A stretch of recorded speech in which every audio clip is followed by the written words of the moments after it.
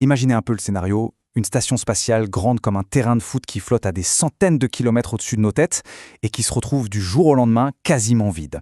C'est exactement ce qui s'est passé et c'est l'histoire incroyable de la mission SpaceX Crew 12 qui est passée d'une mission de routine à un véritable sauvetage de la Station spatiale internationale. Allez, on plonge dans cette aventure. La question est énorme, n'est-ce pas? On n'est pas dans un film de science-fiction. Dans le vide de l'espace, que fait-on vraiment quand tout le personnel d'un avant-poste qui a coûté des milliards doit évacuer en urgence? Eh bien, c'est précisément le scénario catastrophe qui est devenu réalité au début de l'année 2026. Tout a basculé le 15 janvier. L'équipage de la mission Crew 11 a dû faire un retour d'urgence sur Terre. La raison? Une urgence médicale dont on ne connaît pas les détails. Cet événement, aussi soudain qu'inattendu, a laissé la station dans une situation, disons, plus que précaire. Et voilà le problème. D'un coup, l'ISS, qui est conçu pour fonctionner avec un équipage de 7 personnes, pour gérer la maintenance et les expériences, se retrouve avec seulement 3 astronautes à bord. La charge de travail est devenue absolument colossale et la station, d'un coup, bien plus vulnérable. La situation était tellement critique qu'on a pu la comparer à ça. Un navire gigantesque qui perd son capitaine et presque tout son équipage, et qui se retrouve à la dérive au milieu de l'océan cosmique. Bien sûr, la station ne dérivait pas physiquement, mais sur le plan opérationnel, c'était tout comme. Les expériences scientifiques, mises en pause. La maintenance de base, devenue un défi de tous les instants.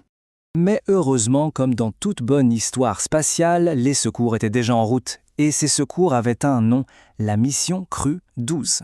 À peine un mois après le départ d'urgence, le 14 février, la capsule Dragon de SpaceX, baptisée Freedom, s'est amarrée parfaitement à la station.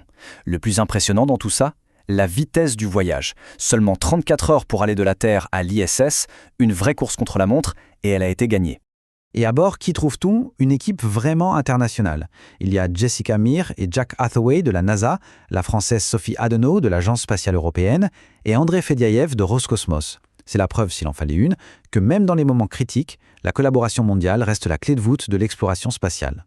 Alors, on se souvient, en janvier, il n'était plus que 3. Un véritable casse-tête pour la sécurité et le bon fonctionnement de notre seul avant-poste dans l'espace. Et puis, avec l'arrivée de Crew 12, la station est revenue à pleine capacité. 7 astronautes. Le sauvetage était un succès total. La station était de nouveau prête à se remettre au travail. Mais au fond, pourquoi était si crucial de rétablir l'équipage au complet? Eh bien, au-delà de la maintenance, la vraie raison d'être de l'ISS, c'est la science. Une science de pointe qui ne peut être menée que là-haut, dans ce laboratoire unique en microgravité. Prenons une des expériences phares. Elle est fascinante. Les chercheurs étudient des bactéries qui causent des pneumonies pour voir comment elles mutent sans la gravité. Et le but de tout ça, c'est de développer de nouveaux traitements contre les maladies cardiaques, ici, sur Terre. Une autre recherche, elle, est clairement tournée vers l'avenir. L'idée, c'est de réussir à fabriquer des poches de perfusion directement dans l'espace en utilisant simplement de l'eau. C'est une technologie absolument essentielle si on veut un jour partir pour de longs voyages vers Mars où chaque gramme de matériel emporté compte. Et bien sûr, pour aller loin, il faut pouvoir manger. Cette expérience cherche à perfectionner l'agriculture dans l'espace. Grâce à des capteurs et des microbes spéciaux, les astronautes apprennent à faire pousser des légumes frais, sans terre. C'est une étape clé pour devenir autonome en nourriture.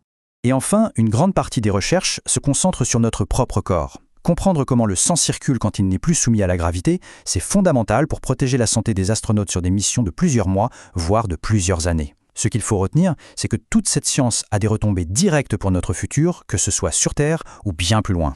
Le sauvetage est donc terminé, la science a pu reprendre, mais pour l'équipage de Crew 12, la mission, elle, ne fait que commencer. Alors qu'est-ce qui les attend pour les mois à venir?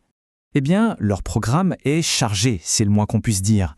Ils vont rester là-haut pendant 8 mois et prendre le commandement des expéditions 74 et 75. Ils ont surtout 2 sorties dans l'espace à effectuer, des sorties qui avaient été reportées. Ce sont des opérations ultra complexes et risquées, mais elles sont vitales pour réparer et moderniser l'extérieur de la station.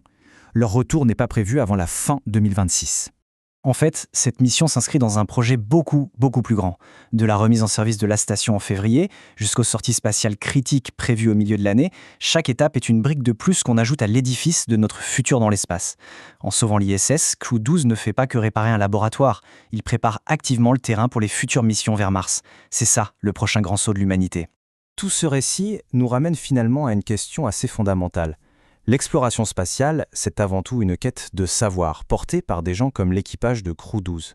Alors pour finir, juste une pensée, si on avait la chance d'être à leur place, au milieu des étoiles, quelle serait la découverte qui pourrait changer notre vision du monde?